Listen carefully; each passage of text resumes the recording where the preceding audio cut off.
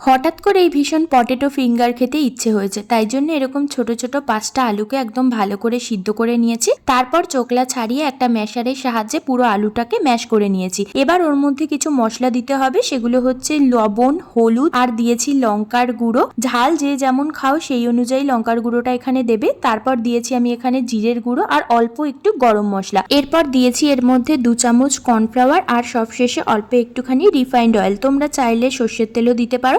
এবারে এই সবটাকে একদম আলুর সাথে ভালো করে মেখে নিয়েছি। এবারে ওই মাখা আলুর পুরটা দিয়ে আমি এক এক করে সমস্ত ফিঙ্গারগুলো বানিয়ে নেব। তার জন্য আমি এখানে 2 হাতে ফার্স্টে ভালো করে তেল মেখে নিয়েছি। আর এবারে ওই আলুর পুরটাকে নিয়ে হাতে যেভাবে ভিডিওতে দেখাচ্ছি সেরকম গোল গোল ঘুরিয়ে ঘুরিয়ে আমি এখানে আলুর ফিঙ্গারগুলো বানিয়ে নিয়েছি। যেহেতু ফার্স্ট টাইম বানিয়েছি তাই শেপগুলো খুব একটা ভালো হয়নি, তবে খেতে ভীষণ ভালো হয়েছিল। এবারে কড়াইতে ভালো করে তেল গরম করে নিয়ে তাতে দিয়ে দিলাম এই আলুর পুর দিয়ে বানানো ফিঙ্গারগুলো।